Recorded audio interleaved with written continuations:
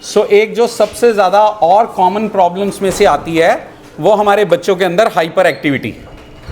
टिकते नहीं हैं, एनर्जी ज़रूरत से ज़्यादा है, भागते दौड़ते रहते हैं, हाथ में पकड़ में नहीं आते हैं। जब हम इस तरीके की चीज़ें बोलते हैं तो इसको हम लोग हाइपर एक्टिविटी बोलते हैं। इसको थोड़ा सा समझना, जब भी मैं कहता हूं तो आप लोग जब कहते हैं, कई बार मुझसे ओपीडी में कहते हैं कि हाइपर हो जाता है, तो वो हाइपर मतलब आप लोग एक तो वो हाइपर बोलते हैं जो गुस्सा करता है, ये मैं उसकी हाइपर वाली बात नहीं कर रहा हूं। हाइपर एक्टिविटी मतलब एनर्जी ज़रूरत से ज़्यादा है और अब उसको हम संभाल नहीं पाते हैं। आज हम इसके ऊपर बात करेंगे कि ये जो हाइपर एक्टिविटी है इसको एड्रेस कैसे करना है। सबसे पहले इसको हम दो लेवल के ऊपर समझेंगे, पहला तो ऑटिज्म और दूसरा ADHD। ये क्लैरिटी होना एक पेरेंट के लिए बहुत ज़रूरी है कि ये जो हाइपर एक्टिविटी है वो क्या है, ADHD वाली है कि ऑटिज्म वाली है। बड़े कंफ्यूज होते हैं। समझना है कि हाइपर एक्टिविटी इररिस्पेक्टिव ऑफ वो ऑटिज्म है या ADHD है, एड्रेस करने का तरीका तो एक ही है, लेकिन फिर भी हमें ऑटिज्म और ADHD में डिफरेंस समझ आना ज़रूरी है। बाय डिफ़ॉल्ट ऑटिज्म के बच्चों के अंदर एनर्जी ज़रूरत से ज़्यादा होती है, ऐसा कॉमनली देखा गया है। अगर बच्चे छोटे हैं और अभी जैसे अर्ली इंटरवेंशन का मॉडल हम बोलते हैं 2 साल 3 साल 4 साल, तो हमारी यही कोशिश रहती है कि सबसे पहले आप उनमें 2-3 चीज़ें करके देख लीजिए, जिनको मैं अभी डिटेल में समझाऊंगा। जिसमें से पहली चीज़ है डाइट, यानी कि ब्रैकेट में लिख लें मीठा। ये सब लॉजिकली समझाऊंगा इसको, मतलब जस्ट कहने वाली बात नहीं है, आप अगर लॉजिकली समझ जाएंगे तो इसको फॉलो भी करेंगे।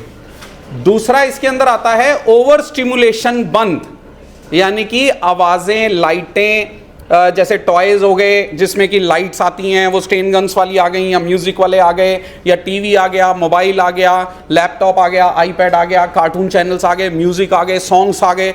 ओवर स्टिमुलेशन जो करता है हमारे ब्रेन को, वो वाली एक्टिविटीज़। और तीसरी चीज़ आती है स्पोर्ट्स एक्टिविटीज़, यानी कि खेलों में डालना, स्पोर्ट्स एक्टिविटीज़। ये 3 चीज़ें हो गई एक पार्ट। इसके बाद आप चौथा पार्ट लिखिए थेरेपी, यानी कि जो हम OT में यूज़ करते हैं, जिसे हम बोलते हैं हाइपर एक्टिविटी के कुछ स्पेशल प्रोटोकॉल्स होते हैं जो ऑक्यूपेशनल थेरेपिस्ट अपनी ज़रूरत मुताबिक, उसकी बच्चे की ज़रूरत के मुताबिक वो चीज़ डिज़ाइन करता है। 3 पार्ट हो गए आपकी तरफ के, एक पार्ट हो गया थेरेपी के तरफ का। अगर ये सिस्टमेटिकली चीज़ें चल रही हैं और अगर 3-4 महीने के अंदर अंदर अगर सिग्निफिकेंट इंप्रूवमेंट नहीं आ रही ये चारों चीज़ें करने के बाद, तो फिर डेफिनेटली हमें जो आखिरी स्टेप है वो है doctor, paediatric neurologist best person हैं, या जो डेवलपमेंटल पीडियाट्रिशियन हैं वो लोग हैं, वो इन बच्चों को कुछ मेडिसिन देते हैं। अब वो मेडिसिन कई बार आपकी अपनी चॉइस होती है, कई बार आप ये कहते हैं कि नहीं हमें एलोपैथी नहीं देनी, तो ठीक है, हमारी तरफ से कोई फोर्स नहीं है, लेकिन हम सिस्टमेटिकली एक तरीके से चलते हुए आपको ये समझाते ज़रूर हैं कि देखिए अब बच्चा एक्सीडेंट प्रोन हो रहा है, वो बार बार इधर उधर टकरा रहा है, गिर रहा है, चोटें लग रही हैं, थेरेपी प्रोटोकॉल चलने के बावजूद फ़र्क नहीं आ रहा है, आपने अगर डाइट, स्पोर्ट्स और ओवर स्टिमुलेशन बंद कर दिया है तब भी फ़र्क नहीं आ रहा, तो इट्स ऑलवेज बेटर कि एक डॉक्टर की सलाह ज़रूर ले लें। अब उसमें आप आयुर्वेदिक में जाएं, एलोपैथी में जाएं, होम्योपैथी में जाएं, वो आपकी चॉइस है, लेकिन हमें मिल के करना तो पड़ेगा। ये ना हो कि नहीं एक जिद हो जाती है दवाई नहीं देनी मुझे, तो हमें वो एक कॉस्ट बेनिफिट रेशो देखनी होती है कि दवाई देने के क्या फ़ायदे हैं, ना देने के क्या फ़ायदे हैं, क्या नुकसान है, क्या नहीं नुकसान है, वो आप एक इन्फॉर्म्ड डिसीजन लीजिए। उसमें मेरी तरफ से कोई फोर्स नहीं है, मेरी कोई जिद नहीं है, वो लेकिन डिस्कस करेंगे, ओपिनियंस लीजिए और उसके बाद अपना इन्फॉर्म्ड डिसीजन लेंगे। ठीक है, चलिए, तो ये 5 चीज़ें हो गई, 3 चीज़ें प्रोटोकॉल, 3 चीज़ें आपकी, एक चीज़ OT प्रोटोकॉल की और एक चीज़ मेडिसिन की। हाइपर एक्टिविटी को कंट्रोल करना ज़रूरी है, ये तो इसमें कोई डाउट नहीं है, क्योंकि कई बार बच्चों की लेस नीड ऑफ स्लीप हो जाती है, बच्चे तरीके से सो भी नहीं पा रहे हैं, सोने की वजह से ब्रेन को प्रॉपर वो चीज़ जो मिलना चाहिए एक टाइम पीरियड डेवलपमेंट होने के लिए, जो सारी चीज़ें उसमें भी दिक्कत आ रही है। चलिए, तो इसका मतलब कि हमें बच्चे को सेटल डाउन तो करना ही है। तो सबसे पहली चीज़, एक्सेसिव मीठा बंद।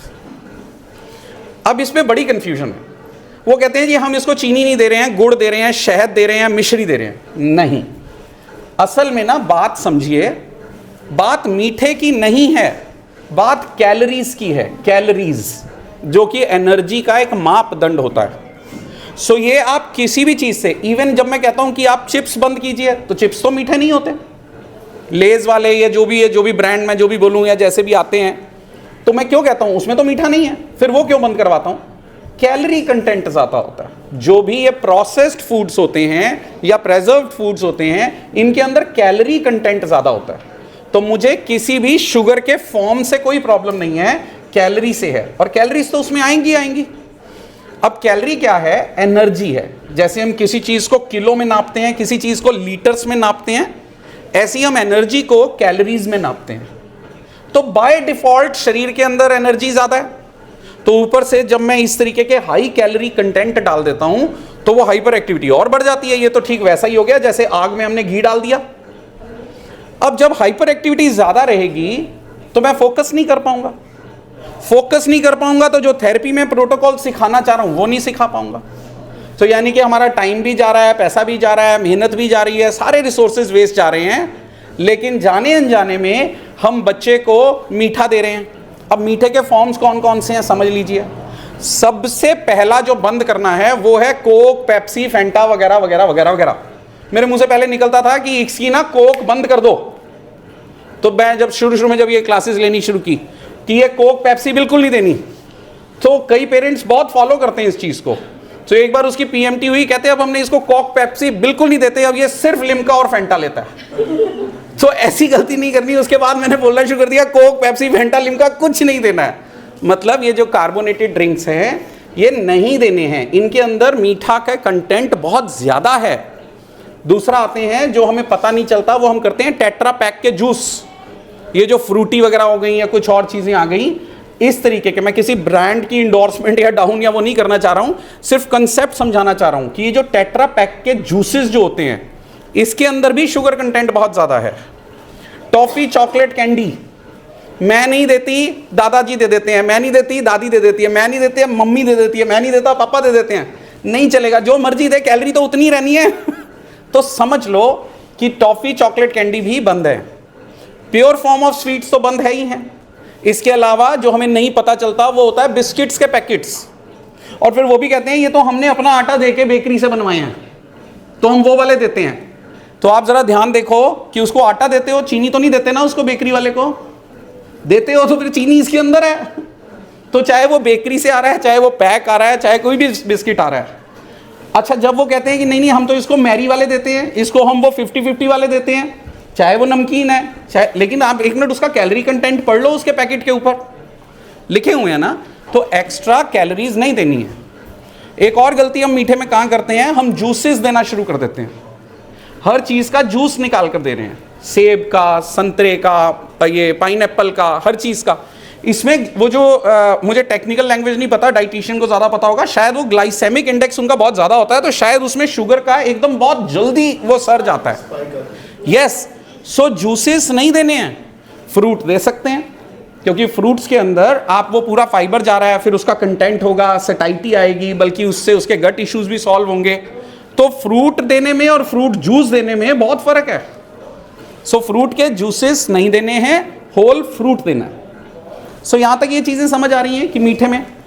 अब कई बार मुझे पेरेंट्स बताते हैं कि जी हमने तो इसका दूध चाय भी फीकी कर दी है। अरे नहीं, जरूरत है, कोई नहीं फर्क पड़ेगा। मैं ये वाले शुगर बंद करने के लिए कह रहा हूं, ये वाले बंद करने के लिए नहीं कह रहा हूं। नॉर्मल ग्लूकोज मेरे बच्चे के ब्रेन की डेवलपमेंट के लिए भी चाहिए। सो ईश्वर ना करे, लेकिन मेरे बच्चे को कोई शुगर थोड़ी ना है कि उसका मैं सारा मीठा ही बंद कर दिया, कि इंसुलिन नहीं बन रहा या कुछ नहीं कर रहा। वो मेटाबॉलिज्म बिल्कुल ठीक है, सिर्फ मैं एक्स्ट्रा शुगर नहीं जाने देना चाह रहा अंदर, क्योंकि एक्स्ट्रा शुगर जाते ही अटेंशन बनाना मुश्किल हो जाता है, हाइपर एक्टिविटी बढ़ जाती है, थेरेपी प्रोटोकॉल्स हो नहीं पाते हैं। तो इसलिए आप घर में कभी कभी खीर, हलवा, मीठा दलिया दे सकते हैं, बट कभी कभी, यानी कि रोज एक दिन खीर बन रही है, दूसरे दिन हलवा, तीसरे दिन दलिया, तो फिर सारा मीठा अंदर चला गया। तो वो कहते हैं जी कभी कभी हम दलिया दे देते हैं, कभी कभी खीर बन जाती है, कभी कभी हलवा बन जाता है। मैं इसलिए ये बोल रहा हूँ क्योंकि ये ना सारी चीजें मैं सुन चुका हूँ। तो आप ये वाली गलतियां मत कीजिए, रोज के लेवल के ऊपर अंदर मीठा ना जाए। मैंने यहीं पर ही बहुत सारे बच्चों का देखा है, बैग के अंदर बिस्किट्स के पैकेट्स होते हैं, फ्रूटी के पैकेट्स हैं, जूसेस के पैकेट्स हैं, तो रोकना पड़ेगा ना, फायदा नहीं है। मैं यहाँ थेरेपी करता रहूँ, इसको मैं कितनी बार पिछली में भी बोला था कि एक मेटाफोरिकल रेफरेंस है। थेरेपी मतलब मैंने झाड़ू मारा और आपने ऊपर से मिट्टी डाल दी, तो क्या कमरा साफ हुआ? नहीं हुआ। तो वो मेहनत, रिसोर्सेज सब वेस्ट चले गए। तो ये हम दोनों को मिलकर काम करना है। तभी तो मैं कह रहा हूँ खाली थेरेपिस्ट कुछ नहीं कर सकता, आपका साथ में सपोर्ट पूरा चाहिए, तभी वो असर आ पाएगा जो हम देना चाह रहे हैं। तो यानी कि मीठा नहीं देना। तो इसमें मीठे में पहले किसी को कोई डाउट है, कुछ पूछना चाहता है तो पूछिए। Yes please. हाँ, वो एक अलग चीज़ है, वो मेडिसिन का बहुत कभी तभी मैंने कहा कि किसी बच्चे को शुगर ना हो, लेकिन टाइप 1 डायबिटीज़ एक ऐसी चीज़ होती है जिसमें बच्चे को हर खाने से पहले इंसुलिन का वैक्सीन देना पड़ता है। That's a totally different thing. तो उसके लिए आप अपने पीडियाट्रिशियन या जो भी आपके ये डॉक्टर इसको देख रहे हैं उनके साथ टोटली टच में रहें, उनसे करें, बात करें, और ओवर एक्सेसिव मीठा ना हो, बस यही इसका मतलब है। सो वो मेडिकल मैनेजमेंट है, तो वो एक बार थोड़ा जा बिल्कुल सेपरेट हो जाएगा ये पॉइंट। तो वो डॉक्टर से डिस्कस करेंगे कि इसको कितना देना है, कब देना है, कैसे देना है। नहीं, उसमें इन्हें बता दें कि जो मेडिकल इशू चल रहे हैं वो आप अपने डॉक्टर से, पीडियाट्रिशियन से कंटिन्यू करते रहें। उसमें हमारी कोई रिकमेंडेशन नहीं है यहाँ पे कोई भी कि ये देना नहीं, क्योंकि हम लोग तो थेरेपी पॉइंट ऑफ व्यू से बता रहे हैं कि कौन सी चीज़ें हमारे लिए थोड़ी दिक्कत दे रही है। सो ये बस एक्सेसिव जो फूड दे रहे हैं उसके लिए जस्ट इंस्ट्रक्शंस है। ठीक है, राइट। सो इसमें किसी को कोई प्रैक्टिकल प्रॉब्लम है तो बताइए। मैं कई बार कोई पूछता हूँ तो वो यही कहते हैं जी ये मानता नहीं है, इसको रोज एक कोक चाहिए ही चाहिए होती है, ये पेप्सी चाहिए ही चाहिए होती है, बिस्किट का पैकेट चाहिए ही चाहिए होता है। तो मैं कहता हूँ फिर तो वेरी गुड, इसका मतलब बच्चा बहुत स्मार्ट हो गया, वो अपने आप जाके खरीद कर ले आता है। तो देता कौन है? आप देते हैं ना, तो आपको रोकना है। अब ऑल्टरनेट्स ढूंढेंगे, उसके सब्स्टिट्यूट्स क्या बनाने हैं उसके ऊपर बात करेंगे। जो चीज़ नहीं देनी वो नहीं देनी। तो नहीं जी, वो घर पर जब भी होता है फ्रिज खोलता है, चॉकलेट खा लेता है, तो फ्रिज में चॉकलेट रखता कौन है? तो ये आपको देखना है कि विद इन रीच नहीं होना है। तो ये तो तरीके बनाने पड़ेंगे अब हमें। यस सर, वैसे तो सफल already sugar free, gluten free diet पे है ऑलरेडी, लेकिन कई बार मेरे को कोई सजेस्ट करते हैं कि इसको शुगर फ्री जो कुकीज आती है या शुगर फ्री, कोई भी शुगर फ्री कंटेंट के अंदर शुगर का आर्टिफिशियल सब्स्टिट्यूशन डाला जाता है, जो कि अभी तक की रिसर्च के मुताबिक, हालांकि अभी ये साबित नहीं हुआ है, लेकिन जितनी रिसर्च चल रही है ऑटिज्म के फील्ड में, उसमें प्रेजर्वेटिव्स को बहुत ही शक की निगाह से देखा जा रहा है। केमिकल सब्स्टिट्यूट्स जो भी हम डाल रहे हैं प्रेजर्व फूड में, उनको बहुत ज़्यादा शक की निगाह से देखा जा रहा है। तो अगर ये रिसर्चेज अभी चल रही हैं तो मुझे ऐसा लगता है कि अगर हमारे पास ऑल्टरनेट पॉसिबिलिटीज़ हैं तो हमें वो देखना चाहिए, हम इनको अवॉइड करें। ठीक है जी। और कोई चीज़ इसमें मीठे से रिलेटेड अगर कोई और पॉइंट, नहीं तो फिर इसमें नेक्स्ट पॉइंट के ऊपर मूव करूंगा जी। इस तरह आजकल बाजार में डेट्स वगैरह आ रही हैं, मेरे बेटे ने ड्राई फ्रूट से कुछ लड्डू मिठे की जगह ते ਆਪਾਂ डेट्स ਨੂੰ ਦੇ ਸਕਦੇ ਹਾਂ, ਉਹਦੇ ਚ ਇਨਕਲੂਡ ਕਰਕੇ ਕਿ ਨਹੀਂ? ਜੀ, ਜਿੰਨੇ ਵੀ ਡਰਾਈ ਫਰੂਟਸ ਨੇ ਉਹਨਾਂ ਨੂੰ ਨਿਊਕਲੀਅਰ એનર્ਜੀ ਮੰਨਿਆ ਜਾਂਦਾ ਹੈ। ਅਗਰ ਤੁਸੀਂ ਦੇਖਿਆ ਹੋਏ ਤੇ ਕਈ ਵਾਰੀ ਇਸ ਕਰਕੇ ਨਿਊਕਲੀਅਰ એનર્ਜੀ ਇਹ ਸਮਝਣਾ ਬੜਾ ਅੱਛਾ ਪੁਆਇੰਟ ਹੈ ਕਿ ਇਹਦੇ ਅੰਦਰ ਬੜੀ ਜ਼ਬਰਦਸਤ ਪਾਵਰ ਹੁੰਦੀ ਹੈ। ਇਹਨੂੰ ਜਦੋਂ ਵੀ ਦਿੱਤਾ ਜਾਂਦਾ ਹੈ ਤੇ ਕਿਹਾ ਜਾਂਦਾ ਹੈ ਕਿ 5 ਦਾਣੇ ਉਹ ਵਾਲੇ ਬਦਾਮ ਦੇ, 5 ਦਾਣੇ ਕਾਜੂ ਦੇ, 2 ਦਾਣੇ ਇਹਦੇ, 4 ਦਾਣੇ ਉਹਦੇ, ਉਹ ਵੀ ਭਿਜੋ ਕੇ ਰੱਖਣੇ ਨੇ, ਸਵੇਰ ਦੇ ਦੇਣੇ ਨੇ, ਛਿਲਕੇ ਇਸ ਤਰ੍ਹਾਂ ਕੁਝ ਚੀਜ਼ਾਂ ਆਉਂਦੀਆਂ ਨੇ, ਹੈ ਨਾ। I am not the right person ਇਹਦੇ ਵਾਸਤੇ। ਜਿਹੜੇ ਇੱਕ ਪ੍ਰੋਪਰ ਡਾਈਟੀਸ਼ੀਅਨ ਹੁੰਦੇ ਨੇ ਉਹ ਇਸ ਦੇ ਵਿੱਚ ਤੁਹਾਨੂੰ ਸਾਰਾ ਦਾ ਸਾਰਾ ਗਾਈਡ ਕਰਨਗੇ। ਬਟ ਮੈਂ ਜੋ ਕਹਿਣਾ ਚਾਹ ਰਿਹਾ ਵਾਂ, ਇਹਦੇ ਅੰਦਰ ਕੁਆਂਟੀਟੀ ਬਹੁਤ ਮੈਟਰ ਕਰਦੀ ਹੈ। ਇਸ ਦੇ ਅੰਦਰ ਨਿਊਕਲੀਅਰ એનર્ਜੀ ਹੈ। ਤੁਸੀਂ ਦੇਖਿਆ ਹੋਣਾ, ਜਸਟ ਕਿਸੇ ਨੂੰ ਬਹੁਤ ਭੁੱਖ ਲੱਗੀ ਹੋਏ ਜਾਂ ਕੁਝ ਜਿੱਥੇ ਵੀ ਨਾ ਜਾ ਰਹੇ ਹੋਈਏ, ਦੂਰ ਹੋਏ, ਇੱਕ ਮੁੱਠੀ ਬਸ ਇਸ ਤਰ੍ਹਾਂ ਰੱਖੀ ਦੀ ਹੁੰਦੀ ਹੈ ਛੋਟੀ ਜੀ, ਉਹਦਾ ਉਹ ਖਾ ਲੇ ਤੇ ਇੱਕ ਤਰੀਕੇ ਦੀ ਪੂਰੀ ਮੀਲ ਹੋ ਜਾਂਦੀ ਹੈ। ਸੋ ਓਵਰ ਨਾ ਹੋ ਜਾਏ, ਕਿਉਂਕਿ ਇਹ ਚੀਜ਼ ਛੋਟੀ ਹੁੰਦੀ ਹੈ ਤੇ ਅਸੀਂ ਕਈ ਵਾਰੀ ਟੇਸਟੀ 'ਚ ਬੱਚਾ ਜ਼ਿਆਦਾ ਖਾ ਲੈਂਦਾ ਉਸਨੂੰ। ਸੋ ਉੱਥੇ ਓਵਰ ਨਾ ਹੋ ਜਾਏ ਤੇ ਉਹਦਾ ਕੰਟੈਂਟ ਕਿੰਨਾ ਦੇਣਾ ਹੈ ਉਹਦਾ ਧਿਆਨ ਰੱਖਣਾ ਪਏਗਾ। ਪੋਰਸ਼ਨ ਜਿਸ ਨੂੰ ਬੋਲਦੇ ਨੇ, ਉਹ ਕੰਟੈਂਟ ਦਾ ਧਿਆਨ ਰੱਖਣਾ ਹੈ। ਵੈਸੇ ਇਹ ਚੀਜ਼ਾਂ ਥੋੜੀ ਬਹੁਤ ਪਰਟੀਕੂਲਰ ਲਿਮਿਟ 'ਚ ਦੇ ਸਕਦੇ ਹੋ। ਜਿਵੇਂ ਹੁਣ ਸਰਦੀਆਂ ਵਿੱਚ ਯੈਸ, ਬਟ ਹਰ ਚੀਜ਼ ਨੂੰ ਦੇਖ ਕੇ ਮਤਲਬ ਮੈਂ ਇਸ ਨੂੰ ਥੋੜਾ ਜਿਹਾ ਵੀ ਦੇ ਦਿੱਤਾ, ਥੋੜਾ ਜਿਹਾ ਵੀ ਦੇ ਦਿੱਤਾ, ਤੇ ਮੇਰੇ ਕਹਿਣ ਦਾ ਮਤਲਬ ਹੈ ਕਿ ਇਹ ਨਿਊਕਲੀਅਰ એનર્ਜੀ ਹੈ। ਮਤਲਬ ਇਹ ਥੋੜਾ ਵੀ ਬਹੁਤ ਹੈ, ਇੱਕ ਮੀਲ ਦੇ ਬਰਾਬਰ ਹੋ ਜਾਂਦਾ ਹੈ। ਤੇ ਇਹਦੇ ਵਾਸਤੇ ਇੱਕ ਨਾ ਪ੍ਰੋਪਰ ਸਾਡੇ ਇੱਥੇ ਪ੍ਰੋਬਲਮ ਆ ਰਹੀ ਹੈ ਡਾਈਟੀਸ਼ੀਅਨ ਦੀ। ਮੈਂ ਗੱਲ ਕਰ ਰਿਹਾ ਵਾਂ ਬੜੀ ਜਲਦੀ। ਮੈਂ ਤੁਹਾਨੂੰ ਪਿਛਲੀ ਵਾਰੀ ਵੀ ਕਿਹਾ ਸੀਗਾ, ਮੇਰੇ ਪੂਰੇ ਪ੍ਰੋਟੋਕੋਲਸ ਬਣ ਰਹੇ ਨੇ ਇਸ ਚੀਜ਼ ਦੇ ਉੱਤੇ, ਤਾਂ ਕਿ ਕੋਈ ਆਥੈਂਟਿਕ ਪਰਸਨ ਤੁਹਾਨੂੰ ਇਹ ਸਭ ਚੀਜ਼ਾਂ ਵਾਸਤੇ ਸਹੀ ਗਾਈਡ ਕਰ ਸਕੇ। तो जब तक मेरी तरफों ਦੀ नहीं आ रहा, ਤੁਸੀਂ ਅੱਜ ਕੱਲ ਆਨਲਾਈਨ ਇਹ ਸਾਰੀਆਂ ਚੀਜ਼ਾਂ ਕਾਫੀ ਰਿਸੋਰਸਿਸ ਅਵੇਲੇਬਲ ਨੇ, ਕੋਈ ਇੱਕ ਪ੍ਰੋਪਰ ਪਰਸਨ ਲੱਭੋ ਜਿਹੜਾ ਇਸ ਦੇ ਅੰਦਰ ਤੁਹਾਨੂੰ ਕੋਈ ਗਾਈਡ ਕਰ ਸਕੇ। क्योंकि हर चीज़ की नॉलेज तो 100% मेरे को भी नहीं होगी, बट एक जनरल एक ओपीनियन के पॉइंट ऑफ मेरा है कि दे सकते हो, लेकिन बहुत मिनिमल क्वांटिटी जिन्नी को रिकमेंडेड होए, ज़्यादा ना हो जाए, बस ये चीज़ है। या प्लीज़।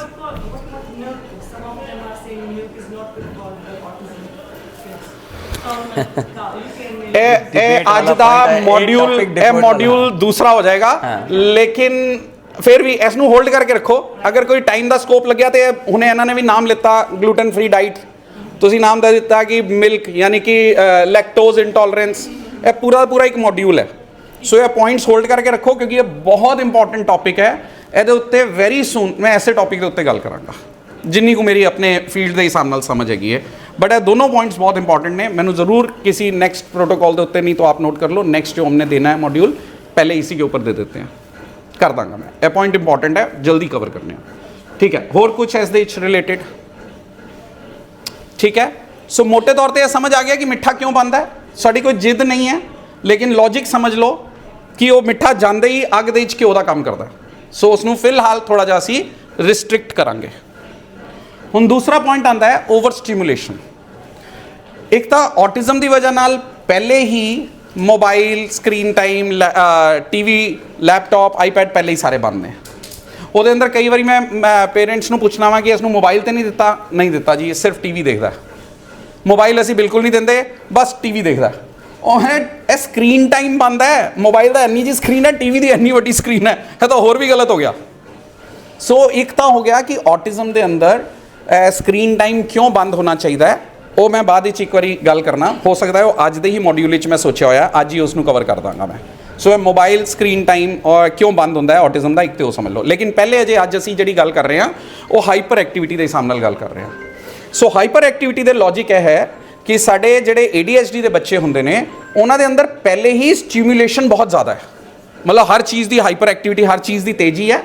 मतलब अगर बच्चा बोल रहा है तो बिना मतलब बोलता जा रहा है, उछल रहा है तो बिना मतलब उछलता जा रहा है। सो वो एनर्जी 3 लैवल पर निकलती है, एक सोच के लैवल पर, एक बोलन के लैवल पर, एक बॉडी के लैवल पर। जो भी एनर्जी होती है यह 3 लैवल पर निकलती है। वो एक अलग गल है कि ऑटिज्म के अगर मेरे बच्चे अगर स्पीच नहीं है तो वो शायद नहीं बोलता है, लेकिन बहुत सारे बच्चे तुसीं देखे होंगे जिहड़ी स्पीच नहीं है लेकिन नॉन स्टॉप कुछ ना कुछ बोलते रहते हैं। सो एक हाइपर एक्टिविटी के अंदर 3 लैवल के उत्ते एनर्जी ज़्यादा बनती है। थॉट्स टिका नहीं आना लगातार, फिर बोलन के लैवल पर, और तीसरा बॉडी की मूवमेंट के लैवल पर। ਇਹਦਾ मतलब बच्चा ओवर स्टिम्यूलेटेड है। ओवर स्टिम्यूलेटेड होने के नाल अगर असी उसनू TV, mobile, video game, cartoon channels, gun वाले ਜਿਹੜੇ आ गए, गुड़ ਜਿਹੜੇ भी है साउंड करके ਜਿਹੜੇ टॉयज़ आ गए, म्यूजिक वाले टॉयज़ आ गए, वो उसनू होर ओवरवेलम्ड कर देंगे ने। सो इस करके हाइपर एक्टिविटी नू कंट्रोल करने वास्ते यह किया जाता है कि ईवन जेडे तुसी टॉयज़ वगैरह ने वो भी ड्राई टॉयज़ दिओ। ड्राई टॉयज़ मतलब जिन्ना ही चाहे आवाज़ा ना होन, लाइटा ना होन, तो बहुत सारे टॉयज़ असी यूज़ करने ही हैं। रिंग्स है ने, पैक बोर्ड्स ने, पजल्स ने, क्यूब्स ने, बॉल्स ने, एनिमल फिगर्स ने, वेजिटेबल्स ने, जो मर्जी जेड़ी मर्जी ले जाओ, बहुत सारे टॉयज़ ऑप्शंस ने। बिना लाइट और टॉय वाले आवाज़ा वाले टॉयज़ भी दे सकते हो। सो थोड़ा जा उस चीज़ में भी देखो कि असी कितने जाने अनजाने वो चीज़ तो नहीं दे रहे, तो एक उस चीज़ में पकड़ना है। दूसरा मोबाइल स्क्रीन, लैपटॉप, आईपैड के नाल वही जी चीज़ आ रही है वो होर ज़्यादा ओवरवेलम्ड, क्योंकि इन्फॉर्मेशन बहुत ज़्यादा अंदर आ जाती है, बच्चा उस नाल इन्ना ज़्यादा हो जाता है तो वो देख देख के उसकी जंपिंग हाइपर एक्टिविटी होर बढ़ती है। सो ओवर स्टिम्यूलेशन कंट्रोल करनी है, एक्सैसिव मिठा घट करना है। हुण तीसरा पॉइंट आता है स्पोर्ट्स एक्टिविटी। देखो एनर्जी ना ज़्यादा है, वो बच्चा जानबूझ के नहीं कर रहा, ये बाय डिफॉल्ट है। हुण तुहाडे उत्ते है डिस्ट्रक्टिव करना है कि कंस्ट्रक्टिव करना है। कहते ने पानी का बहाव बहुत तेज है, या तो पानी का बहाव बहुत तेज है या तो वह बाढ़ ले आएगा, तो या इस जगह पर कोई बांध बना दो जिथे बार बार पानी का बहाव तेज है, उत्थे तुसीं बिजली बना लो। पानी का बहाव बहुत तेज है, इसनू डिस्ट्रक्टिव करना है यानी कि बाढ़ ले आके पूरी चीज़ां तबाह करनियां ने, कि इसनू सही तरीके नाल इस्तेमाल करके उस तो बिजली बना लेनी है। सेम चीज़ ये साडे शरीर के अंदर एक्स्ट्रा एनर्जी है, ये एनर्जी बाहर निकलेगी, चैनलाइज करोगे तो तरीके नाल निकाल पाओगे, नहीं तो डिस्ट्रक्टिव होएगी। ਹੁਣ ਚੈਨਲਾਈਜ਼ ਕਿਵੇਂ ਕਰਨਾ ਹੈ? ਸਭ ਤੋਂ ਅੱਛਾ ਸਪੋਰਟਸ ਐਕਟੀਵਿਟੀ। ਸਪੋਰਟਸ ਐਕਟੀਵਿਟੀ ਦੇ ਅੰਦਰ 3 ਚੀਜ਼ਾਂ ਨੋਟ ਕਰ ਲਓ ਜਿਹੜੀ ਕਿ ਬੈਸਟ ਨੇ ਤੁਹਾਡੇ ਆਸ-ਪਾਸ, ਤੁਹਾਡੇ ਫੈਸਿਲਿਟੀਜ਼ ਦੇ ਮੁਤਾਬਿਕ, এনवायरमेंट ਦੇ ਮੁਤਾਬਿਕ ਅਗਰ ਮਿਲ ਜਾਣ ਇਹਨਾਂ ਚੋਂ ਕੋਈ ਵੀ ਇੱਕ ਤੇ ਉਹ ਬੈਸਟ ਹੈ। Swimming, cycling, skating. ਇਹ 3 ਚੀਜ਼ਾਂ ਨੇ, ਸਵਿਮਿੰਗ, ਸਾਈਕਲਿੰਗ, ਸਕੇਟਿੰਗ। ਹੁਣ ਧਿਆਨ ਨਾਲ ਦੇਖਣਾ, ਇਹ 3 ਐਕਟੀਵਿਟੀਜ਼ ਬੈਸਟ ਕਿਉਂ ਮੰਨੀਆਂ ਗਈਆਂ ਨੇ? ਕਿਉਂਕਿ ਇਹ ਤਿੰਨੋਂ ਐਕਟੀਵਿਟੀ ਦੇ ਅੰਦਰ ਪੂਰੀ ਬਾਡੀ ਦੀ ਰਿਦਮਿਕ ਮੂਵਮੈਂਟ ਹੈ। ਸਵਿਮਿੰਗ ਦੇ ਅੰਦਰ ਵੀ, ਸਾਈਕਲਿੰਗ ਦੇ ਅੰਦਰ ਵੀ ਔਰ ਸਕੇਟਿੰਗ ਦੇ ਅੰਦਰ ਵੀ ਪੂਰੀ ਬਾਡੀ ਦਾ ਬੈਲੈਂਸ ਹੈ ਔਰ ਇੱਕੋ ਟਾਈਮ ਦੇ ਉੱਤੇ ਪੂਰੀ ਬਾਡੀ ਰਿਦਮਿਕ ਮੂਵਮੈਂਟ ਕਰਦੀ ਹੈ। ਇਹਦੇ ਨਾਲ એનર્ਜੀ ਚੈਨਲਾਈਜ਼ ਹੁੰਦੀ ਹੈ। ਹੁਣ ਮੌਸਮ ਸਰਦੀ ਦਾ ਆ ਰਿਹਾ ਤੇ ਸਵਿਮਿੰਗ ਨਹੀਂ ਪੋਸੀਬਲ ਹੋ ਪਾਏਗੀ ਇੱਥੇ ਦੀ, ਬਟ ਸਾਈਕਲਿੰਗ ਹੋ ਸਕਦੀ ਹੈ, ਸਕੇਟਿੰਗ ਹੋ ਸਕਦੀ ਹੈ। ਅਗਰ ਇਹ ਵੀ ਨਾ ਹੋਣ ਤਾਂ ਫਿਰ ਕੋਈ ਵੀ ਸਪੋਰਟਸ ਐਕਟੀਵਿਟੀ ਹੋ ਸਕਦੀ ਹੈ, ਬਾਸਕਟਬਾਲ ਹੋ ਸਕਦਾ ਹੈ, ਫੁੱਟਬਾਲ ਹੋ ਸਕਦਾ ਹੈ, ਬਟ ਇਹਨਾਂ ਵਿੱਚੋਂ ਕੋਈ ਵੀ ਐਕਟੀਵਿਟੀ ਅਕੈਡਮੀ ਦੇ ਵਿੱਚ ਹੋਏ, ਕੋਚ ਦੇ ਅੰਡਰ ਹੋਏ, ਤਾਂ ਕਿ ਉਹ ਗੋਲ ਡਾਇਰੈਕਟਿਡ ਹੋਏ। ਹੁਣ ਲੌਜਿਕ ਸਮਝਣਾ ਇਸ ਦਾ ਕੀ ਹੈ। એનર્ਜੀ ਤਾਂ ਨਿਕਲ ਰਹੀ ਹੈ, ਲੇਕਿਨ ਉਸ એનર્ਜੀ ਦੀ ਐਕਟੀਵਿਟੀ ਦੇ ਨਾਲ ਸਾਡੇ ਬ੍ਰੇਨ ਦੇ ਅੰਦਰ ਡਿਫਰੈਂਟ ਨਿਊਰੋਕੈਮੀਕਲਸ ਰਿਲੀਜ਼ ਹੁੰਦੇ ਨੇ। ਅਗਰ ਤੇ ਮੈਂ ਐਕਟੀਵਿਟੀ ਰਿਕ੍ਰੀਏਸ਼ਨਲ ਕਰ ਰਿਹਾ ਫਿਰ ਤਾਂ ਮੇਰੇ ਬ੍ਰੇਨ ਦੇ ਅੰਦਰ ਦੂਸਰੇ ਕੈਮੀਕਲ ਰਿਲੀਜ਼ ਹੋਣਗੇ। ਅਗਰ ਮੈਂ ਗੋਲ ਡਾਇਰੈਕਟਿਡ ਕਰ ਰਿਹਾ ਤਾਂ ਫਿਰ ਦੂਸਰੇ ਕੈਮੀਕਲ ਰਿਲੀਜ਼ ਹੋ ਰਹੇ ਨੇ। ਐਕਟੀਵਿਟੀ ਸੇਮ ਹੈ, ਯਾਨੀ ਕਿ ਇੱਕ ਮੈਂ ਰੈਂਡਮਲੀ ਕਰ ਰਿਹਾ, ਆਪਣੀ ਮਰਜ਼ੀ ਨਾਲ ਦੌੜ ਰਿਹਾ, ਇੱਥੇ ਕਿੱਕ ਮਾਰ ਰਿਹਾ, ਉੱਥੇ ਕਿੱਕ ਮਾਰ ਰਿਹਾ। ਇੱਕ ਫੋਕਸਡ ਕਰ ਰਿਹਾ ਕਿ ਇਹ ਬਾਲ ਨੂੰ ਮਾਰਨਾ ਹੈ, ਉਹ ਗੋਲ ਵਿੱਚ ਲੈ ਕੇ ਜਾਣਾ ਹੈ, ਨਾਲ ਪਕੜ ਕੇ ਗੋਲ ਕਰਵਾਉਣਾ ਹੈ। ਬਾਸਕਟਬਾਲ ਹੈ ਤੇ ਬਾਰ-ਬਾਰ ਉੱਤੇ ਐਸੇ ਹੀ ਪਾਣਾ, ਜਾਓ ਔਰ ਫਿਰ ਗੇਮ ਖੇਲੋ। ਸਵਿਮਿੰਗ ਹੈ ਤਦ ਵੀ ਕੰਪੀਟੀਸ਼ਨ ਦੀ ਸੈਂਸ ਨਾਲ, ਸਕੇਟਿੰਗ ਹੈ ਕੰਪੀਟੀਸ਼ਨ ਦੀ ਸੈਂਸ ਨਾਲ, ਸਾਈਕਲਿੰਗ ਹੈ ਕੰਪੀਟੀਸ਼ਨ ਦੀ ਸੈਂਸ ਨਾਲ।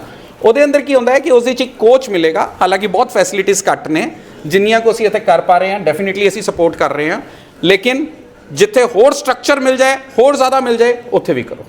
ਸਵਿਮਿੰਗ, ਸਕੇਟਿੰਗ, ਸਾਈਕਲਿੰਗ ਔਰ ਐਨੀ ਸਪੋਰਟਸ ਐਕਟੀਵਿਟੀ ਜਿਹਦੇ ਅੰਦਰ ਫਿਜ਼ੀਕਲ ਮੂਵਮੈਂਟ ਜ਼ਿਆਦਾ ਹੋਏ ਬਟ ਉਹ ਗੋਲ ਡਾਇਰੈਕਟਿਡ ਹੋਏ, ਤਾਂ ਕਿ ਬੱਚੇ ਨੂੰ ਅਸੀਂ ਬ੍ਰੇਨ ਦੀ ਡਿਵੈਲਪਮੈਂਟ ਵਿੱਚ ਉਹ ਵਾਲੇ ਕੈਮੀਕਲਸ ਹੈਲਪ ਕਰਦੇ ਨੇ।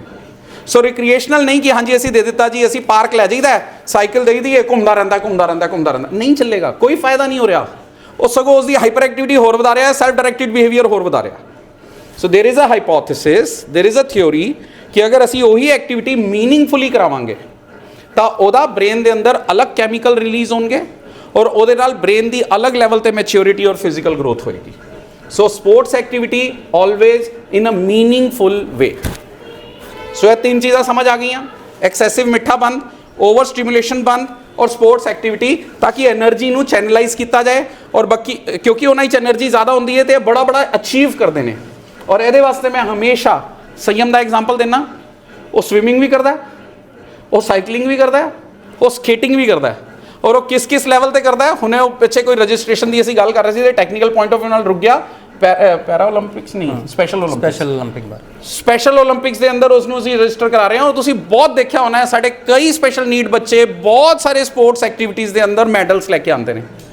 ਇਹ ਇੱਕ ਤਰੀਕੇ ਦਾ ਵਰਦਾਨ ਹੈ, ਉਹਨਾਂ ਦੇ ਅੰਦਰ ਉਹ ਇੰਨੀ ਐਕਸਟਰਾ એનર્ਜੀ ਹੈ ਕਿ ਉਹ ਅੱਛਿਆਂ ਨੂੰ ਪਿੱਛੇ ਛੱਡ ਸਕਦੇ ਨੇ। ਉਹ ਡਿਊ ਟੂ ਏਜ ਰੁਕ ਗਿਆ ਬਿਕੋਜ਼ ਉਹਦੇ ਲਈ ਮਿਨੀਮਮ 14 ਈਅਰ ਦੀ ਏਜ ਪੂਰੀ ਚਾਹੀਦੀ ਸੀ। ਸੰਯਮ ਹਜੇ 13.5 ਸਾਲ ਦਾ ਹੈ। ਸੋ ਉਹ ਕਹਿੰਦੇ ਫੇਕ ਡਾਕੂਮੈਂਟ ਲਗਾ ਦਿਓ। ਮੈਂ ਕਿਹਾ ਜੀ ਫੇਕ ਤੇ ਮੈਂ ਕੁਝ ਕਰਨਾ ਹੀ ਨਹੀਂ ਨਾ। ਸੋ ਮੇਰਾ ਬੱਚਾ 1 ਸਾਲ ਬਾਅਦ ਚਲਾ ਜਾਏਗਾ। ਇੱਥੇ 2 ਚੀਜ਼ ਹੋਰ ਸਮਝਾਣਾ। ਬਹੁਤ ਸਾਰੇ ਪੇਰੈਂਟ ਇਹ ਪੁੱਛਦੇ ਨੇ ਕਿਆ ਤੁਸੀਂ ਸੰਯਮ ਨੂੰ ਕਦੀ ਮੈਡੀਸਨ ਦਿੱਤੀ?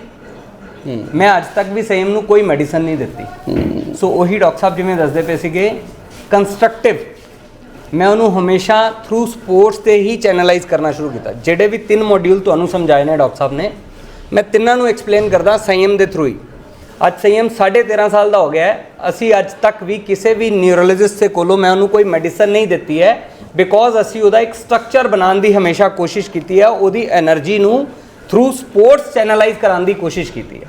ਅਗਰ ਮੈਂ ਅੱਜ ਵੀ ਗੱਲ ਕਰਾਂ ਪਿਛਲੇ 8 ਸਾਲ ਤੋਂ ਸੰਯਮ ਦਾ ਸਕੈਡਿਊਲ ਦੇਖੋ ਤੇ ਉਹਦੇ ਵਿੱਚ ਉਹਦੇ ਕੋਲੋਂ 3 ਘੰਟੇ ਰੋਜ਼ ਦੇ ਉਹਦੇ ਸਪੋਰਟਸ ਦੇ ਮਿਨੀਮਮ ਹੈਗੇ ਨੇ, ਜਿਸ ਦੀ ਵਜ੍ਹਾ ਨਾਲ ਉਹ ਅੱਜ ਬਹੁਤ ਅੱਛਾ ਸਵਿਮਰ ਹੈ।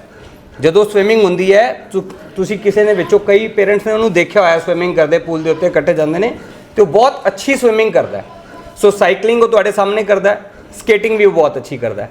ਹੁਣ ਇਹਦੇ 'ਚ ਹੈ ਕਿ ਉਹਨੂੰ ਬਹੁਤ ਮਜ਼ਾ ਆਉਂਦਾ ਤਿੰਨੋਂ ਐਕਟੀਵਿਟੀ ਦੇ ਵਿੱਚ। ਮਜ਼ਾ ਆਉਂਦਾ ਤੇ ਮੈਂ ਤਿੰਨੋਂ ਸਾਰਾ ਦਿਨ ਥੋੜੀ ਨਾ ਉਹਨੂੰ ਕਰਨ ਦਿੰਦਾ। ਜਿਵੇਂ ਹੁਣੇ ਦੱਸਿਆ ਕਿ ਉਹਦੇ ਲਈ ਸਟਰਕਚਰਡ ਡਿਸਿਪਲਿਨ ਬਹੁਤ ਜ਼ਰੂਰੀ ਹੈ। ਉਹਨੂੰ ਸਾਈਕਲਿੰਗ ਕਰਕੇ ਬਹੁਤ ਮਜ਼ਾ ਆਉਂਦਾ ਹੈ, ਪਰ ਉਹਨੂੰ ਪਤਾ ਹੈ ਕਿ ਮੇਰਾ ਇਹ 4 ਵਜੇ ਦਾ ਹੀ ਟਾਈਮ ਹੈ, ਨਾ ਉਸ ਤੋਂ ਪਹਿਲਾਂ ਇਹਨਾਂ ਨੇ ਮੈਨੂੰ ਸਾਈਕਲ ਦੇਣਾ ਹੈ ਨਾ ਉਸ ਤੋਂ ਬਾਅਦ।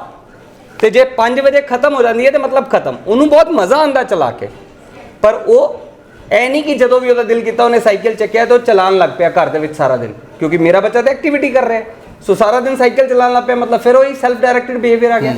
ਫਿਰ ਸਵਿਮਿੰਗ 'ਚ ਵੀ ਐਵੇਂ ਹੀ ਹੈ, ਉਹਨੂੰ ਬਹੁਤ ਮਜ਼ਾ ਆਉਂਦਾ ਪਰ ਉਹਦਾ ਟਾਈਮ ਹੈ, ਉਹਨੂੰ ਦਿੱਤਾ ਜਾਂਦਾ, ਦੱਸਿਆ ਜਾਂਦਾ ਹੈ ਕਿ ਤੂੰ ਇੰਨੇ ਵਜੇ ਪੂਲ 'ਚ ਗਿਆ ਤੇ ਜਦੋਂ ਅਲਾਰਮ ਵੱਜਿਆ ਤੂੰ ਬਾਹਰ ਆਣਾ ਹੈ। ਭਾਈ ਸਾਹਿਬ ਪਹਿਲਾਂ ਤਾਂ ਉਹ ਮੈਨੂੰ ਨਚਾਉਂਦਾ ਸੀ, ਉਹ ਪੂਲ 'ਚੋਂ ਬਾਹਰ ਹੀ ਨਹੀਂ ਆਉਂਦਾ ਸੀ, ਇੱਧਰੋਂ ਫੜਨ ਜਾਓ ਉਧਰ ਚਲਾ ਜਾਂਦਾ, ਉਧਰੋਂ ਫੜਨ ਜਾਓ ਉਧਰ ਚਲਾ ਜਾਂਦਾ। ਹੁਣ ਉਹਨੂੰ ਧੀਰੇ ਧੀਰੇ ਸਮਝ ਆ ਗਿਆ, ਯੈਸ ਆਪ ਨੂੰ ਉਦੋਂ ਇੰਨਾ ਆਂਦਾ ਸੀ, ਪਰ ਉਹਨੂੰ ਇਹ ਪਤਾ ਸੀਗਾ ਕਿ ਇਹ 8 ਫੀਟ 'ਚ ਨਹੀਂ ਆਂਦਾ, ਇਹ ਰਹਿੰਦਾ ਹੀ 6 ਫੀਟ ਤੱਕ ਹੈ। ਸੋ ਉਹ 8 ਫੀਟ ਤੇ ਚਲਾ ਜਾਂਦਾ ਸੀ ਜੀ।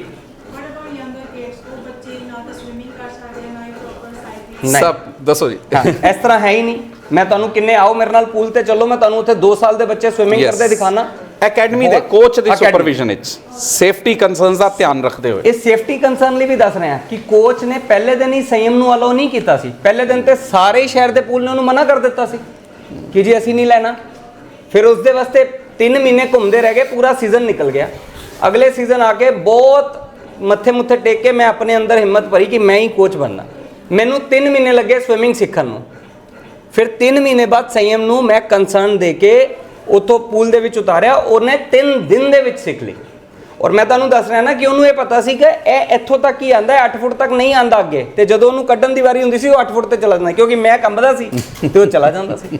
ਸੋ ਫਿਰ ਉਹਨੂੰ, ਪਰ ਹੁਣ ਕੀ ਸੀ, ਉਹਦਾ ਅਲਾਰਮ ਵੱਜਦਾ ਔਰ ਅਲਾਰਮ ਵੱਜਦਾ ਹੀ ਉਹਨੂੰ ਪਤਾ ਹੈ ਕਿ ਭਾਈ ਮੇਰਾ ਟਾਈਮ ਖਤਮ ਹੈ, ਹੁਣ ਮੈਂ ਬਾਹਰ ਆਣਾ। ਫਿਰ ਅਲਾਰਮ ਤੋਂ ਬਾਅਦ ਹੁਣ ਸ਼ਿਫਟ ਹੋ ਗਿਆ, ਹੁਣ ਸਿਰਫ ਆਵਾਜ਼ ਤੇ ਹੀ ਬਾਹਰ ਆਉਂਦਾ। ਹੁਣ ਜਿਹੜਾ ਵੀ ਬੰਦਾ ਉਹਦੇ ਨਾਲ ਜਾਂਦਾ ਪੂਲ ਤੇ ਉਹਨੂੰ ਕਮਾਂਡ ਦਿੰਦਾ ਹੈ ਕਿ ਸੰਯਮ ਨਾਓ ਯੋਰ ਟਾਈਮ ਇਜ਼ ਓਵਰ। ਸੋ ਆਪਣੇ ਆਪ ਹੀ 2-3 ਮਿੰਟ 1 ਮਿੰਟ ਦੇ ਵਿੱਚ ਬਾਹਰ ਆ ਜਾਂਦਾ। ਸੋ ਤਿੰਨੋਂ ਐਕਟੀਵਿਟੀ ਨੂੰ ਬਹੁਤ ਵਧੀਆ ਕਰਦਾ ਹੈ ਔਰ ਇੰਜੋਏ ਕਰਦਾ ਹੈ, ਜਿਸ ਕਰਕੇ ਉਹਨੂੰ ਅੱਜ ਤੱਕ ਵੀ ਮੈਡੀਸਨ ਦੀ ਜ਼ਰੂਰਤ ਨਹੀਂ ਪਈ। ਦੂਸਰੀ ਚੀਜ਼, ਕੋਲਡ ਡਰਿੰਕ, ਚਿਪਸ, ਮਿੱਠਾ, ਇਹ ਉਹ ਸਭ ਮੇਰੇ ਕਮਰੇ 'ਚ ਚਲੇ ਜਾਓ ਹੁਣੇ ਹੀ, ਤੁਹਾਨੂੰ ਸਾਰੇ ਡਰਾਅਰ ਜਿਹੜੇ ਨੇ ਉਹ ਆਪਣੀ ਸਾਰੀ ਸ਼ਾਪਿੰਗ ਕਰਕੇ ਆਂਦਾ। ਅੱਜ ਦੀ ਵੀ ਅਸੀਂ ਇਹ ਵੀਡੀਓ ਬਣਾਈ ਹੈ, ਉਹਦੇ 'ਚੋਂ ਸਾਰੀਆਂ ਚੀਜ਼ਾਂ ਲੈ ਕੇ ਆਇਆ। ਪੈਪਸੀ ਵੀ ਲੈ ਕੇ ਆਇਆ, चिप्स भी लैके आया है, चॉकलेट भी लैके। ए मैं ना ए नहीं कि असं कोई इम्तिहान लै रहे हैं, इस करके वो फ्रिज च पिया है, पर उन्होंने ये पता है कि जब तक मैनू परमिशन नहीं मिलनी, इतों तक आने बहुत समा लगा है, नहीं कि वो अज ही आ गया।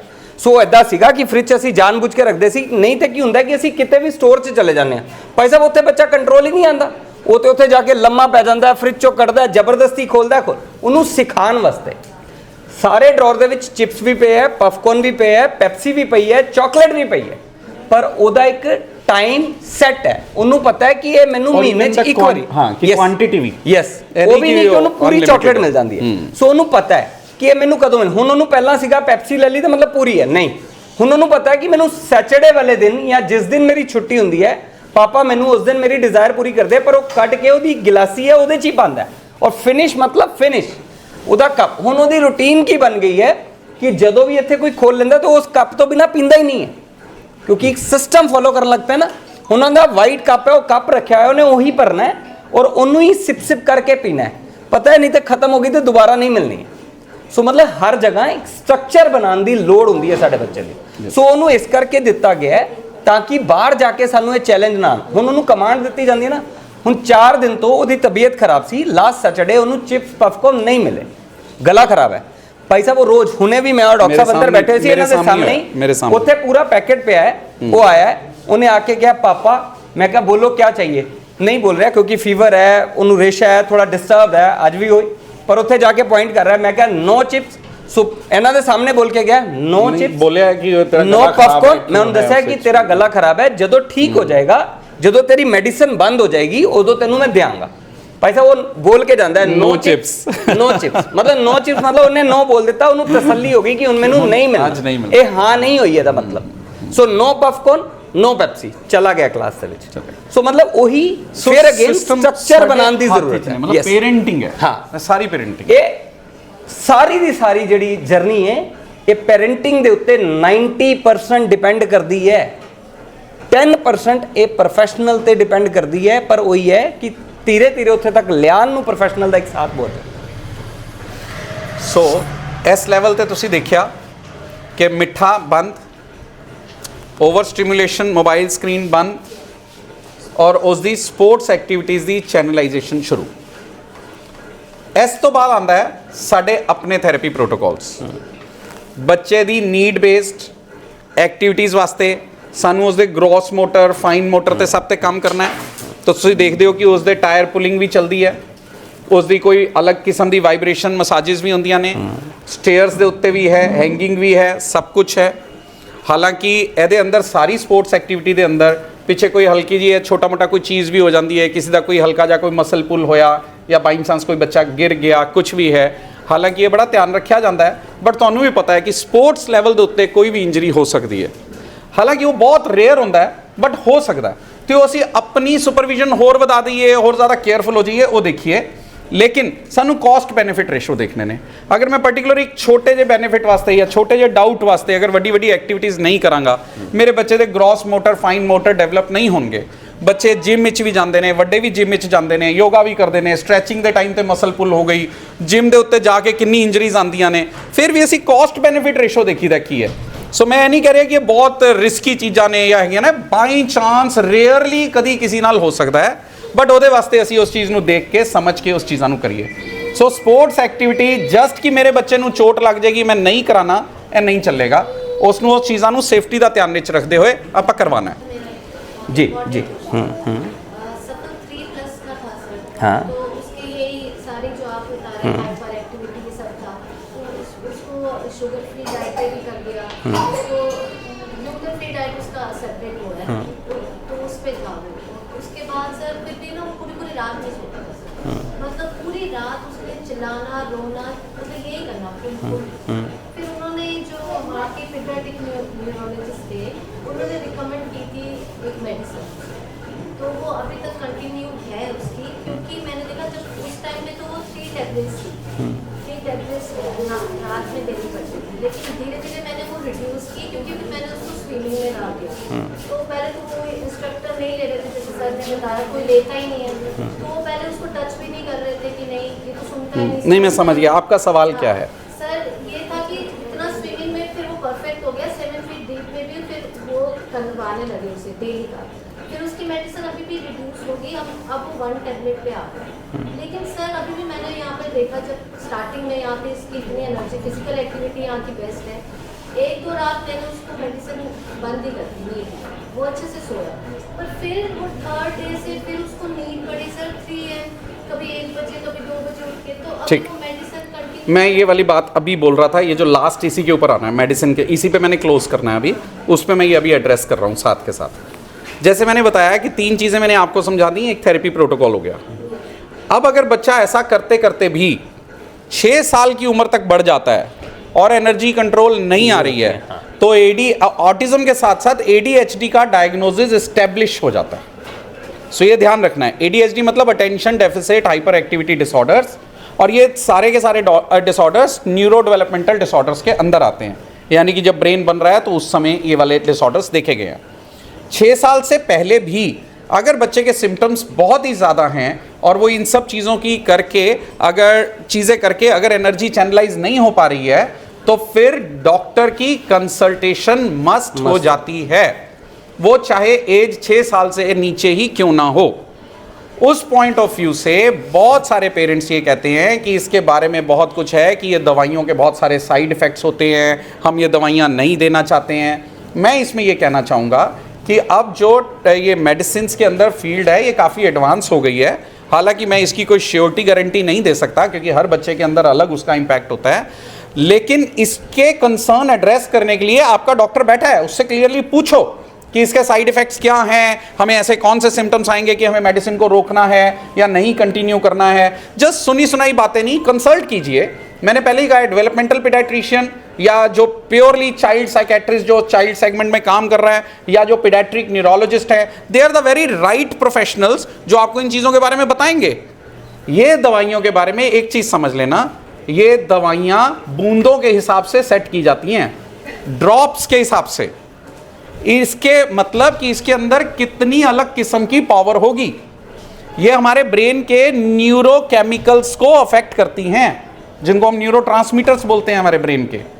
ये दवाइयां अगर किसी डॉक्टर की सुपरविजन में दे रहे हैं, डोजेस को उनके हिसाब से एडजस्ट कर रहे हैं और उनके साथ डायरेक्टली कंसल्ट कर रहे हैं आप, तो बहुत कम चांसेस ऐसे होंगे कि इसके कोई साइड इफेक्ट्स होंगे। हालांकि मैं फिर एक डिस्क्लेमर दे रहा हूं कि मैं कोई इस चीज़ का स्पेशलिस्ट नहीं हूं, लेकिन जितने पेरेंट्स के साथ मैं डील कर चुका हूं, जितनी मैं एक समझ रखता हूं, उसके हिसाब से बता रहा हूं। ये दवाइयां खतरनाक तब हो जाएंगी जब हम इनसे खेलना शुरू कर देंगे, क्योंकि ये बहुत सुपर स्पेशलाइज्ड फील्ड है। सो हम खेलना शुरू कर देंगे, मतलब आज बच्चा ज़्यादा एनर्जेटिक लग रहा है तो आज ये दवाई बढ़ा दो, आज ये डाउन लग रहा है तो आज दवाई कम कर दो, आज हम घूमने जा रहे हैं तो हमने 4-5 दिन दवाई नहीं दी, आज हमने रोक दी, कल हमने दे दी। नहीं चलेगा। इस चीज़ को बड़े ध्यान से समझिएगा। ये दवाई बहुत रिस्पॉन्सिबिलिटी के साथ देनी है।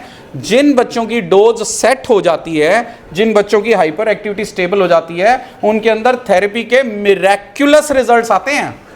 मतलब अगर मेरे बच्चे की हाइपर एक्टिविटी सेटल हो गई मेडिसिन से, तो थेरेपी का असर कई गुना बढ़ जाता है, जो नेचुरल है। मतलब बढ़ जाता है, मतलब वो दवाई की वजह से नहीं बढ़ा, बच्चा सेटल हुआ, उसकी रिसेप्टिविटी बढ़ गई। बट हाँ, बीइंग ए पेरेंट आप लोगों का कंसर्न बहुत वाजिब है, मैं समझता हूँ, क्योंकि मैं भी पेरेंट हूँ। 500 बार सोचा मेडिसिन देनी है कि नहीं देनी, फिर डिसीजन ये, मेरे पास और रास्ते थे और वो फायदा कर गए। अगर नहीं कर गए तो मेडिसिन फिर जरूरी है। फिर वही है, कॉस्ट बेनिफिट रेशो देखनी होती है।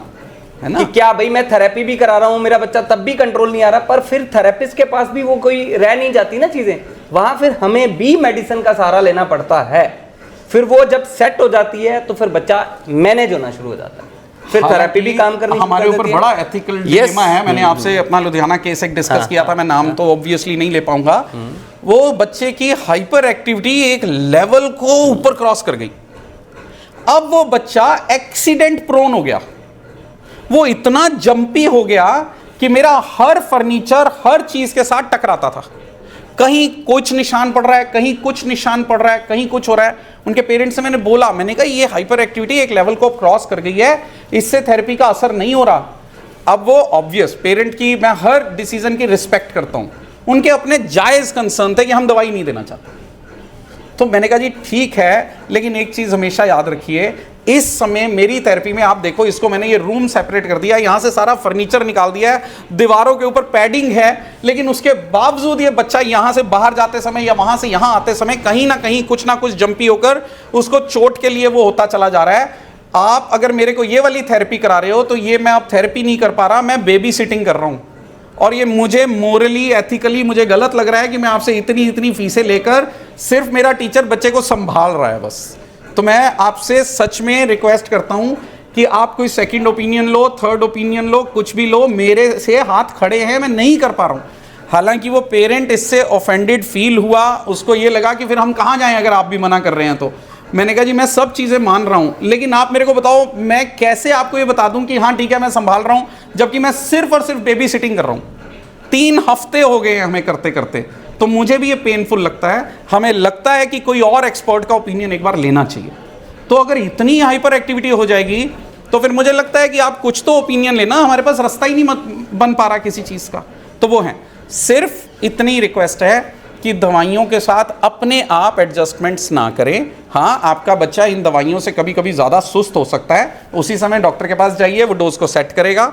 हो सकता है कि वो दवाइयों से उसको असर ना हो रहा हो, हाइपर एक्टिविटी उतनी हो, फिर डॉक्टर के पास जाइए, वो फिर सेट करेगा। मैंने प्रैक्टिस में देखा है, महीना 1.5 महीना कम से कम लग जाता है डोज को सेट करने में, और उसमें हो सकता है डॉक्टर के पास आपको 6 बार जाना पड़े या ज़्यादा बार, लेकिन जाइए, हमारे बच्चे के बेनिफिट के लिए हो रहा है। सो आज के इस मॉड्यूल में हमने क्या समझा, मैं फटाफट बता रहा हूं। 3 चीज़ें आपने देखनी है। एक्सेसिव मीठा नहीं देना, over stimulation, mobile screen time बंद करना है, और इसको बच्चे को फिजिकल एक्टिविटी में मीनिंगफुल गोल के हिसाब से उस बच्चे को मीनिंगफुल एक्टिविटीज़ में चैनलाइज करवाना है, स्पोर्ट्स एक्टिविटीज़ में। इसके अलावा हमारे अपने थेरेपी प्रोटोकॉल्स हैं जो हम चला रहे हैं। इसके अलावा भी अगर हाइपर एक्टिविटी रहती है तो प्लीज़ आपसे ये है रिक्वेस्ट कि आप अपने लेवल के ऊपर, ज़रूरी नहीं है कि मैं कोई एक डॉक्टर रेकमेंड कर रहा हूँ, कोई भी जो आपको डॉक्टर लगता है, 1 ओपिनियन, 2 ओपिनियन, 3 ओपिनियन ज़रूर लीजिए। किसी भी पैथी में लीजिए, बट लीजिए, आयुर्वेदिक है, होम्योपैथी है, एलोपैथी है, कोई कॉम्प्लीमेंट्री मेडिसिन है, जो भी हैं, जो भी और रास्ते हो सकते हैं वो लीजिए। होपफुली इन्हीं सब केसेस के अंदर फ्रेम में रहते हुए हमारे बच्चे काफ़ी स्टेबल हो जाते हैं, और उसके बाद उनका थेरेप्यूटिक एफर्ट काफ़ी अच्छा हो जाता है। सो ये हमारा आज का इसमें था। इसमें कोई कंक्लूडिंग रिमार्क आपका या आपका कुछ? बस वही है कि जिसको नहीं समझ आ रहा कि मेरे पास अगर ये 3 ऑप्शन नहीं है, स्केटिंग भी नहीं है, साइकिलिंग भी नहीं है, स्विमिंग भी नहीं है, तो और क्या करें उसके लिए हम पर्सनली बैठे हैं, डिस्कस करते हैं, और चीज़ें हैं रिकमेंड की जा सकती हैं। पर अगर बच्चा 5 ईयर क्रॉस है तो उस एनर्जी को चैनलाइज करने के लिए थ्रू स्पोर्ट्स जरूर करें बिना उसके। और अगर बच्चा छोटा है तो फिर बहुत सारी वैसे ही छोटी छोटी एक्टिविटीज बहुत हैं जिनमें उनकी एनर्जी चैनलाइज हो जाती है। तो ये एज के हिसाब से चीज़ें हैं। ठीक है जी, सो डन जी, क्लियर करें, खत्म फिर इसे। चलो, थैंक यू, चलिए, ठीक है जी, थैंक यू जी, थैंक यू जी।